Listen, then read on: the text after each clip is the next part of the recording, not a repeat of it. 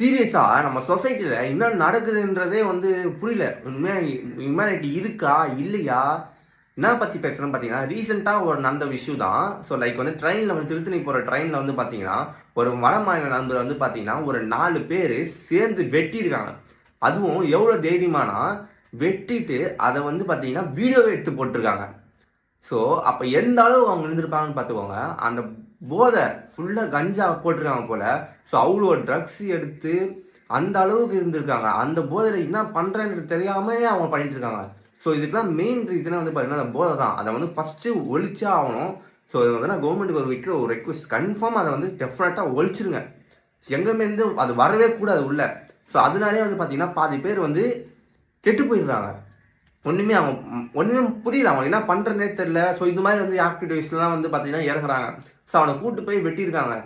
என்ன நடந்திருக்கு பாருங்களேன். ஸோ இந்த மாதிரி விஷயங்கள்லாம் வந்து அவங்கள வந்து ஏதாச்சும் ஒரு பெரிய தண்டனை கொடுக்கணும். அந்த மாதிரி வந்து யோசிக்க கூடாது அடுத்தவங்க வாட்டி.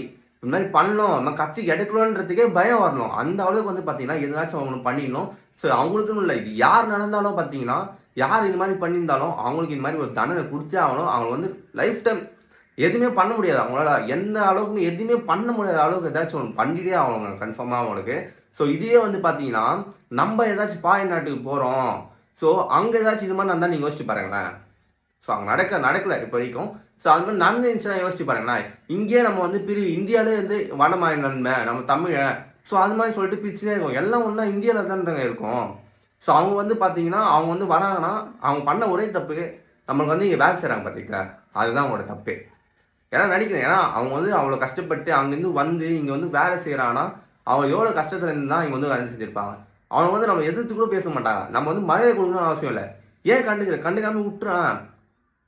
ரெஸ்பெக்ட். அவங்க வந்து எதுவுமே எதிர்பார்க்கறதில்ல. இது மாதிரி இருந்தோம் நீங்களாம் இப்படி பண்ணுறீங்கன்னா ஒன்றுமே புரியல.